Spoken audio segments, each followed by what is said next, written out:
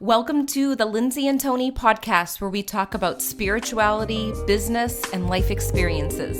In this podcast, we're bringing our private conversations to you. We believe that it's through discussion, action, and reflection that true change occurs.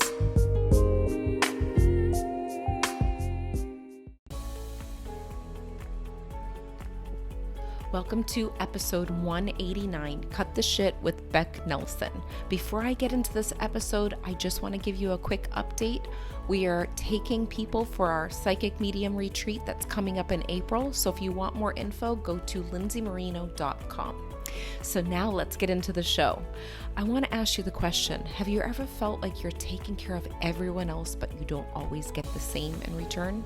Well, I'm excited to share with you that our guest, Becc Nelson, who is a spiritual mentor, psychic medium, a licensed marriage and family therapist, is going to talk all about her book, Cut the Shit, where it helps you reframe your thinking, regain your life so you feel empowered. Wait for you to hear her personal stories and her experiences with the patterns she's seen in her clients. I hope you enjoyed the show. Hi guys, welcome back. I'm so excited that you're here, and I'm so excited to introduce my guest, Becc Nelson, and she is the creator of the new book, Cut the Shit, Reframe Your Thinking, Regain Your Life. Becc is an amazing spiritual mentor, psychic medium, and Jedi. And I can't wait to talk to you, Becc, all about your book and just everything that's coming up for you. Everything's rolling out right now for you with all these exciting things. So welcome to the show. Thank you for having me. Yeah, Spirit has a way of rolling things out in their own timing, even if we don't think that we're ready for it. Exactly. And just to give a little bit of a background, I've known Becc now, it's been, I don't know how many years now.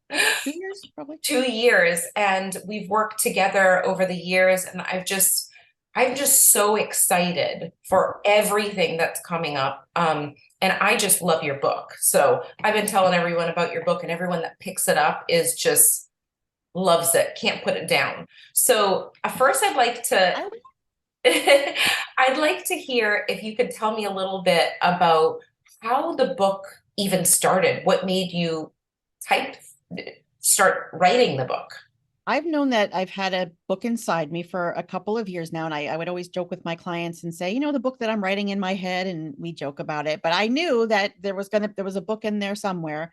I had a few courses with some common colleagues that we have that are like, design your book, get it out there into the world. And it was just a matter of, I have a lot of ideas, and I'm sure there's going to be more coming out, but it was like, okay, which one's going to be the one that comes out first? Like, what's going to be my launch pad book? Mm-hmm. And as I was in that process of thinking about it, again, as we know that if you tell Spirit, this is what I need some clarity on this, Spirit will give you some clarity on that.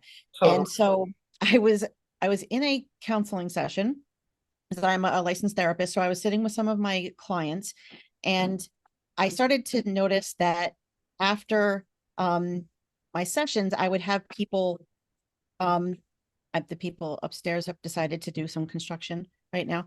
Can't hear it. Hopefully you can't hear it. Oh, good. Can't hear it. Just banging.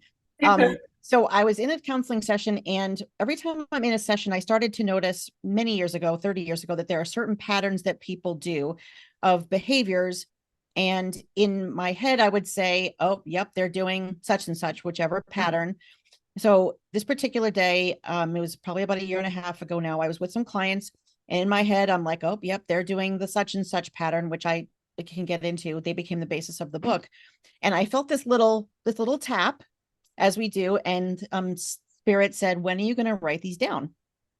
Wow. And I just got a tingle as I said that, right? Because they were like, oh, we were waiting. So I said, you know what? I'm going to sit down and write these down formally, because I knew they were in my head. So I sat down and I started to write down the various patterns. And I came up with, at the time, 13. There's now 14. So I've added one since then. But I wrote them down, and I was like, wow, these are real. Like, this could be the basis of this book. So I was working with a different mentor at the time, And I pulled out the list and I said, I want to read these to you because we were trying to figure out what could this first book be about. And in my head, you always get those doubts that say, I can't write about this because this has been done before. Nobody's going to want to hear this, or, this has all been said before, and I'm going to repeat something that's already been out there. It's going to look stupid, all those their ego trying to talk to you. And so I read them out loud to Michelle, who I was working with at the time, and she didn't say anything for a minute. Now she's from Texas. And after about a minute, she said, wow, I need to do some of these at my house. And I just felt this energy, build up from there. I'm like, wow, this is somebody that I'm working with, my mentor, saying, hey, Yeah. I do these too. Right. So I said, okay, maybe they're not things that people have heard before or something like that. So um they started to gain energy from that point. That was Wow. the launching pad. Mm-hmm. This is amazing. And I feel like the book is it's such an easy read where you're like, oh, I've experienced that before. Now, I don't know if you got to hold up your book yet, but just so everyone can see it, there's something about it. It's like you pick it up and you just want to read the whole thing all at once. And I love that you have something else like a companion book that goes with it that's coming out, So right? this is the first time that I'm revealing this cover, right, with your audience here. But this is the companion journal, Beautiful, beautiful. So the journal that goes with it. right? So it is called The Reveal. It is exercises that are actually in the book. And in the book, there are some in the first couple of chapters, there's space to be able to do some journaling, but there's not once you get to the 14 points, the rule. So this journal allows more journaling space for the first couple of chapters and then throughout all the rules. Perfect. Okay, so can we get into maybe a couple of the topics from the book? Like if you could name the first one and we can talk about that and how that came about for you. Well, so in grad school, I remember when I was getting my master's degree, I remember somebody saying, most of the time, what brings people in for help is that their intended solutions actually make their own problem worse.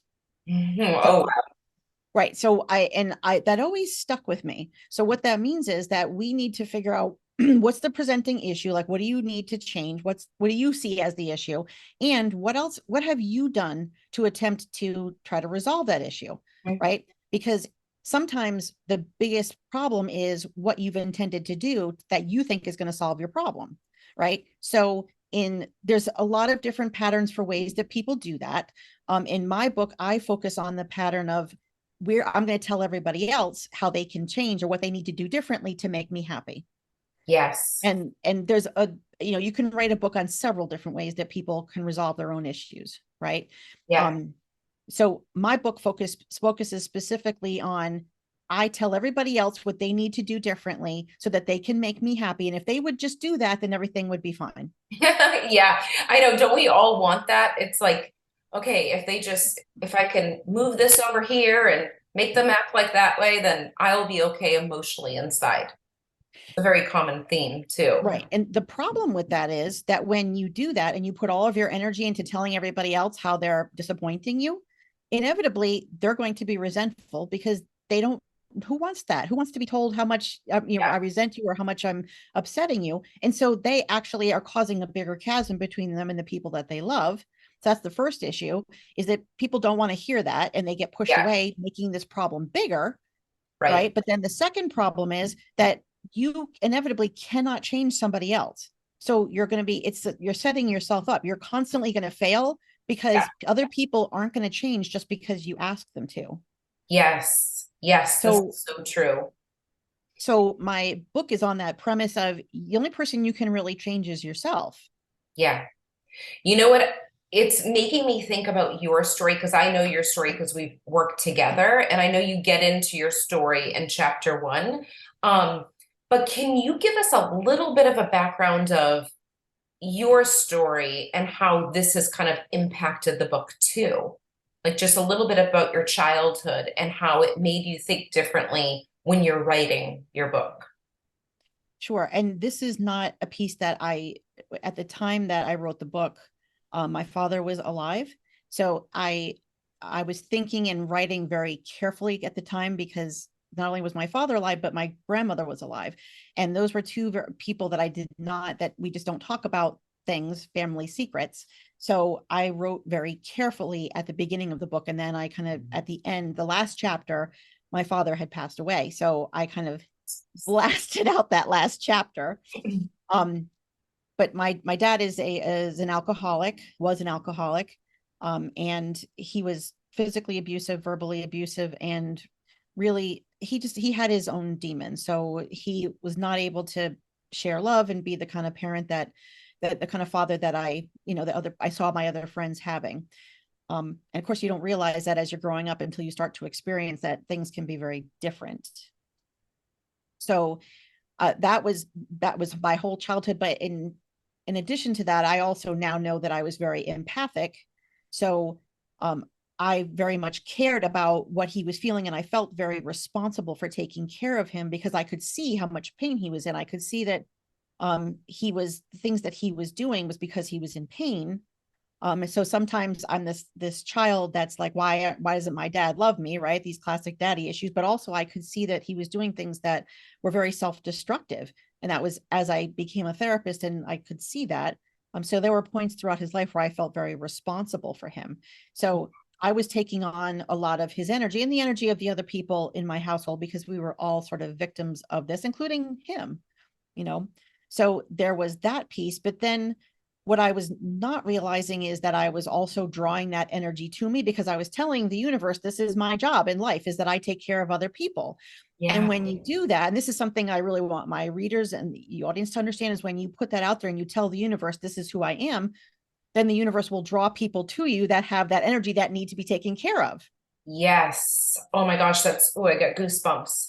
This is so big because I know a lot of audience members listening to this, they need to hear this, because it being an empath, you're sensitive, and you're sensitive to the energy. You want to help everyone. And especially if you have a history of doing that from the time you were little and seeing the other side of things, it does kind of gravitate to you. And you're like, why is this happening to me?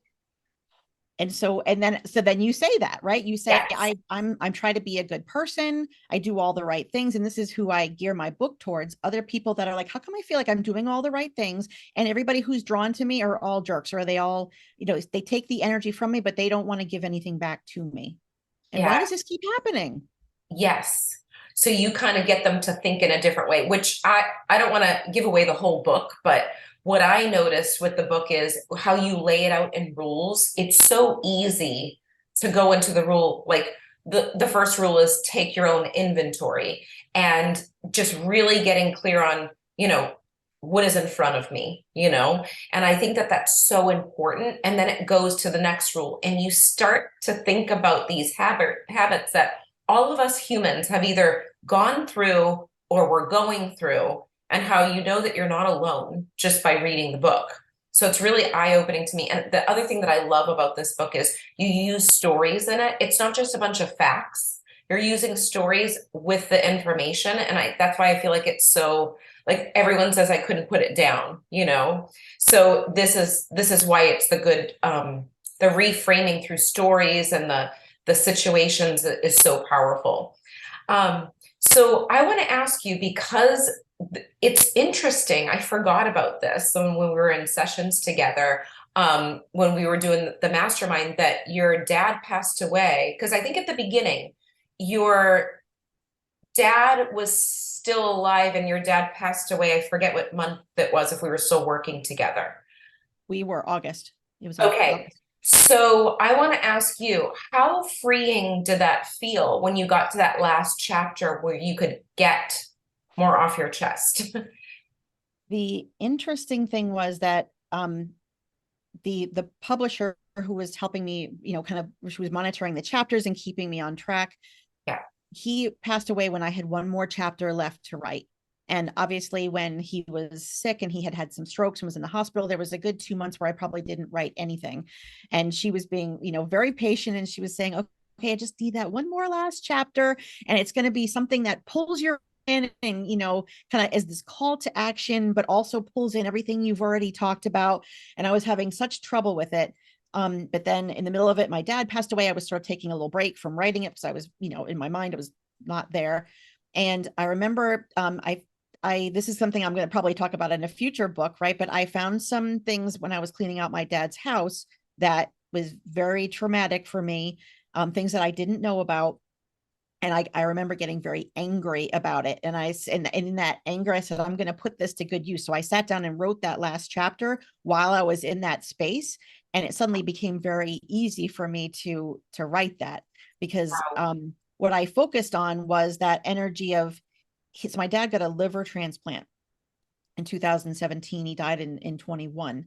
And I remember thinking, you don't usually see alcoholics getting liver transplants, right? So he sort of had this opportunity of a lifetime. And I'm like, he had this opportunity and he blew it. Yeah. And so when I wrote it, it was very much like I had just found out a bunch of secrets, and it was very freeing to write it. And I remember giving it to the publisher, and she was like, wow. she, she's like, I'm glad I was a little more patient than. She was great. She was totally patient, right? She was that, oof, like that really calls your reader out. But also at the time, my grandmother had not died yet, and she died several weeks after that. But to me, there's still this feeling of, you can't talk about this. Like, these are family secrets. And my whole life, it was like, don't you dare. Like, and it was never actually said. Nobody actually said, don't talk about this, but you just know that you can't talk about it. And even now when I'm talking about it, I'm like, yes. Yeah. Yeah. Well, no, this is perfect that you're sharing this, because it goes along with a lot of the rules that are coming into play with what you're sharing. Because I think as human beings, we're always like making sure everyone else is okay. Maybe not everyone does that, but we're making sure and aware of what's happening. And one of the rules that you talk about is, let's see, I just want to make sure, you cannot hold anyone responsible for the actions of another person. Like, there's rules that kind of go with what we're sharing right now and how it all comes into play. What's another one that I'm reading? Let's see. When someone makes a change, you ask them to make it, it still counts. So tell us about that rule too. When someone makes a change, you ask them to make it still counts. I know that was, you have to think about how to word these. So that's something like, when someone says to their wife, hey, I love football, and you never make an effort to watch football with me. I try to do things that you like to do, but when I watch football, you don't ever come in and watch it with me. So then the next day or the next week, the wife sits down and watches a whole football game. And then, they get into an argument. You don't do it. Hey, what are you talking about? I watched football the other day. Well, that doesn't count because I asked you to do it. Yes. Oh yeah. That's such a common theme that can come up in households.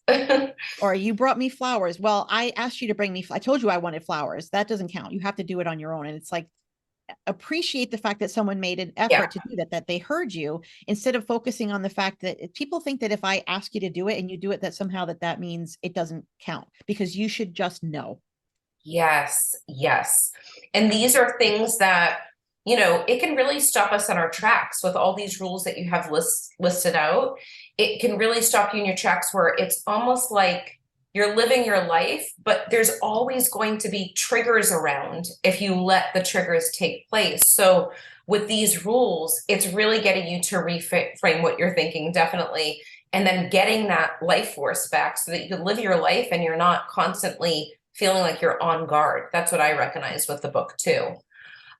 Is there anything else that you want to share with us that we didn't get to talk about related to really this change, this process of change? Because I want to ask you, when you were writing this book, were you thinking, okay, how long will this take for someone, if they read the book, how long will it take for this process to unfold? Or have people asked you, how long does it take to reframe my thinking? Nobody's ever asked me that. I think that it's, learning and reflecting is a lifelong journey. I think Yes. some people could read these and they might be able to relate to one or two, but I think most people have probably done all of them at some point or another. And this is not about trying to catch you doing something, it's trying to make you more aware. Yeah. Me personally, the other part of my story that brought me to this place is at the time that I started to realize that I was doing this very thing. This was, going back 4 or 5 years ago. I was in a very low place of my life, that my daughter was not in a great spot. And she was not working. She had just finished high school. She had some of her own stuff going on. My husband had lost his job after 18 years. So he was not in a good spot because he's like, I'm in my 50s. Who's going to hire me? Nobody's going to pay me the same thing. He was not working. So one day I left my house to go to work, and I said, I am the only one leaving my house to go to work every single day. And I just felt the weight of all that. Like my family business is keeping this house going and nobody else is doing anything. And I just sat in my car and cried. Yes. And I had to make a change at that point, because I was realizing that I was trying to build my husband up, and trying to, hey, did you try this? Maybe we could do your resume. And then I was doing the same thing with my daughter, trying to talk to her, because it's my job to fix everybody. And I'm in the car and I'm saying, I feel like I'm giving out to all these people, but why am I always the one that's like standing here going, can I help anybody? And I don't feel like I'm getting any of that energy back. Right. So I realized at that moment that I really needed to make a change, because, as I talk about in my book, I can't change other people. Yes. So the only thing that I could do, it was to make some changes in myself and hope that that eventually had a ripple effect, because I felt so powerless. And you know what? I was, because I was trying to change other people. So I really needed to look at my own behavior and say, what is it that I'm doing? Sometimes as an empath, that seems very selfish, because I can't do that. I can't focus on myself. I have to be empathic. But Right. I realized that I could not help them until I was in a better place myself. And Yes. that's when things really started to flip around. So that's the other piece of how this book came forward. I absolutely love that because it's so true. It's like you can really get stuck in the old paradigm of what you've been doing, but it's almost like you had the breakdown and then you had the breakthrough, which it sounds like happened, and that's just one example of being, sitting in the car and crying and thinking about all these things. And it's funny because when you're going through difficult times in your life, you're like, how am I going to get through this? And there's always answers that come up, but sometimes it is breaking down to have that breakthrough. And it's just like all in one book, a space that you can go to, which the other thing I'll say too about this book, you can just flip. Like if you wanted to like think, oh, I need to hear this. I need to hear this rule today. After you read it once through, you can go back and, don't give yourself permission to be one up. There's so many different things that can come from this. And Um, that's where I was in that moment. I'm thinking yes. everybody else is just being lazy, and they're not. And that was me saying, I'm acting better than them. And I'm giving myself permission to judge them, because I'm clearly behaving better than them right now. And that's a horrible low vibrational thought pattern to have. But that's what came up. And that's the human mind that can come through. And just for people listening that have read the book too, so what I've recognized with it, when you said the word awareness, like you're making people aware just by reading these rules, I feel like that's so powerful because it doesn't mean that you're never gonna, you're gonna follow all the rules all the time. There's always going to be a moment that creeps up, but once you're aware of it, you know that you're in that pattern, right? But it doesn't mean you have to be perfect the whole way through. Oh, no, no. I think as humans, we're going to fall into these, but sometimes the magic is recognizing that you're doing it and then explaining to your husband, your child, your whoever is around, your mother, hey, I just caught myself doing such and such, and I apologize. Like I should have. That's an awareness that you can actually use to grow and strengthen your relationships with other people too. Yeah. I want to ask you a question too, because I feel like this is a big topic with our audience. A lot of people have lost loved ones, and some people have lost loved ones that they didn't have the best relationships with. Other people have lost loved ones that they miss dearly. What would you say for the process of losing someone that maybe, there were rough times, like rough patches, and maybe you didn't get to say all the words that you wanted to say. How would you go about talking to them related to this book and just this what you've experienced? yeah, this is a process that I'm going through with my own dad right now, right? And I actually am feeling like he's in a place now where he's able to see what he did. And I think that when he was here on this physical plane, he didn't understand how his actions were impacting other people, me in particular, at in this thing. But I think that now that he's in a different place, he's able to sort of be more empathic or see what he did and how those choices could have had an impact negatively on me. And so I would say understand now that they're able to see it from a different perspective, and they're learning and growing, and they're going through their own process. In the last chapter, I do talk about with my father, I actually thank him for in the acknowledgments, because the way he was allowed me to experience what I have and grew as I have. So first of all, to be able to come from what was the opportunity that I had because of that relationship. Was I able to to grow that I wouldn't have if I didn't have that relationship with him? So you have to find that place for gratitude and opportunity, which is very challenging, right? But second of all, to also understand that now they're in a place where they're doing their own growth and discovery from a very different perspective.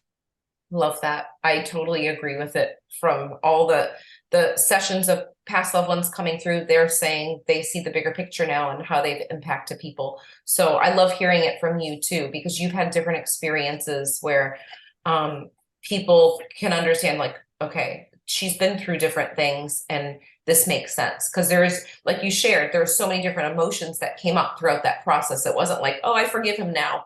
It was like you went through the emotions. I'm still going through that process. He will come Yes. through and say small snippets, and I'll say, okay, that's like one day I said, can I just have a sign from you today? Just one little sign. And that's enough. Like, I'm not ready to have a full conversation with you. And then I'll pick up my phone to text somebody and it'll just say the word dad on the screen. And I'm like, okay, Wow. thank you. That's enough. Thank you. The little piece. Yeah, I love it. Oh, that gives me goosebumps. Okay, so I want to ask you first of all, what's coming up for you? Because I know you have some stuff coming up that's exciting. And can you tell us a little bit before we go about your new podcast and your self-sabotage quiz too? Yes. So much stuff, right? When you say it out loud, I love hearing it back. Yes. So on my website, which is becknelson.com, there is what is your self-sabotage specialty. So you can take the quiz and then put in your email and get your results back with some feedback. And also, if you do that, then you're going to be on my email list. So starting in February, I'm going to have a monthly webinar, which is to be able to outline my 90-day spiritual mentoring coaching package, which helps people through this process, but also personally with their specific circumstances to help them learn and grow. And also it's specifically about how to attract relationships with you that give back the energy that you're putting into them, rather than constantly attracting people who need you, And I do this because when I say, like, people pulling on your energy all the time, right? So it's about how to flip that. I'm also starting a podcast, which I'm taping the first couple of episodes right now. It is called Intuition Unleashed, a Revolution in Personal Liberation. And that's going to be all about resources that help you to spirituality, transformation, personal growth, all kinds of special guests, Lindsay. I can't wait. I can't wait. I'm excited to be on. Oh, I'm excited for you with all of this amazing stuff happening. Okay, so my other question is to get your book, if they want to get your book, how can they get it? It is available on Amazon in both a Kindle version and a hard copy, but you can also order it from, Barnes and Noble, that sort of thing. I think the e-version is only on Amazon. There's going to be probably starting next week, the pre-sales for the companion journal. And I do not have an audio version of it yet. Well, several people have asked about it, so I'm obviously going to need to tape the audio version as well. Perfect. Oh my gosh, Thank I you. love talking with you. And I want to ask you a question that I always leave my guests out on. And I didn't tell you ahead of time about this question, but we're going to leave off on your answer. So, my question for you is, if today was your last day, what do you want to be remembered for? You know what? I think about this all the time. I would love, I would love for people to say, everybody that I've worked with, you know what? She has allowed me to see things from a whole different perspective, which has brought so many blessings into my life. I would love for people to say that. Beautiful. Thank you so much for your time and energy today, Becc. Thanks for sharing the time with me. I'm so excited to be here. Thank you. We hope you enjoyed this episode as much as we did. If you liked it, leave a 5-star review on iTunes, and remember, subscribe to our YouTube channel too. If you can think of anyone else that would love this episode, share it with them right now on social media or email. And remember, getting results is a process of learning, applying, and reflecting. Stay consistent and continue to grow every day.